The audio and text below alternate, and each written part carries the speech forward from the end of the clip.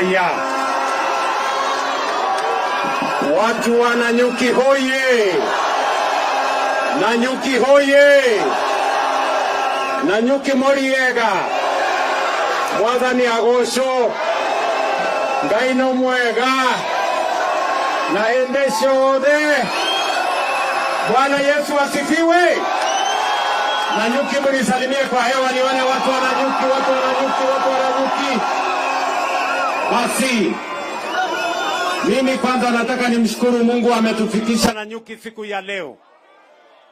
Na mimi nimefika Nanyuki leo kwa sababu ya mambo ya maendeleo ya Laikipia County.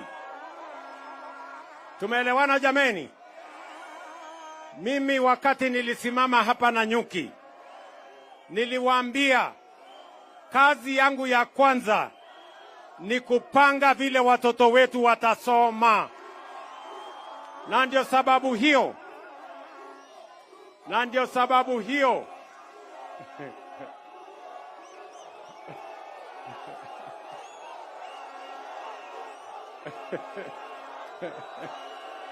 Aya, sawa sawa.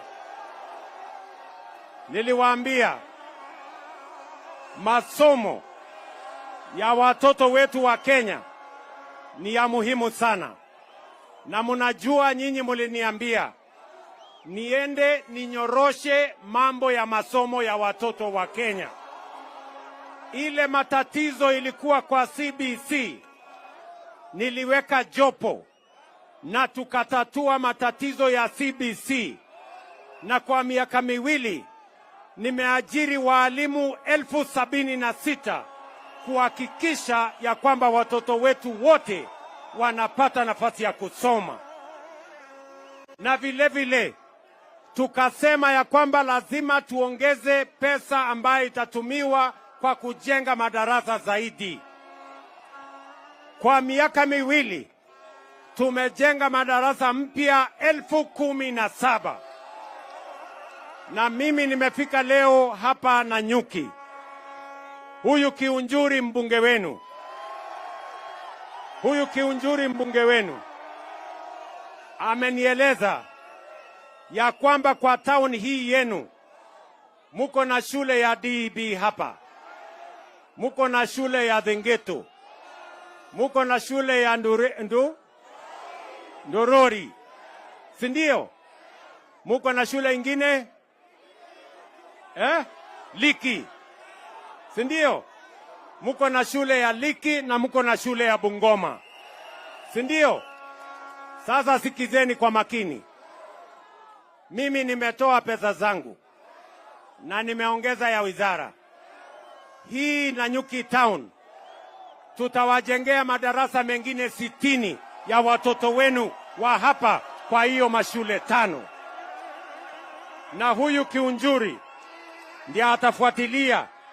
Nimeanzisha saa hizi madarasa hapa kwa sababu mimi nataka nihakikishe ya kwamba watoto wote wa Kenya, tukianza na watoto wa hapa Nanyuki na Laikipia, wanapata nafasi ya kusoma. Tumeelewana jameni? Tumeelewana? Wakati nilikuja hapa kuomba kura zenu, niliwaambia tutawajengea soko hapa. Ni kweli ama si kweli? Ni kweli ama si kweli? Sasa leo nimekuja hapa, sikizeni watu wa Nanyuki. Hapa serikali ya Kenya tunawapatia milioni 358 ya kujenga soko yenu hapa. Nimekuja kuangalia awamu ya kwanza. Hiyo awamu ya kwanza nimeambia contractor ndani ya siku 90 amalize awamu ya kwanza, tuanze awamu ya pili. Mimi nataka wafanyabiashara wa hapa, wale kina mama mboga, waweze kuuza biashara yao mahali kuna maji, mahali kuna stima, mahali kuna vyoo, mahali kuna usafi, kwa sababu soko ni ya muhimu kwa wafanyabiashara na vile vile ni muhimu kwa wakulima. Tunataka wakulima wapate mahali ya kupeleka mazao yao, ndio Kenya iweze kusonga mbele, tuzalishe uchumi ili Kenya isonge mbele.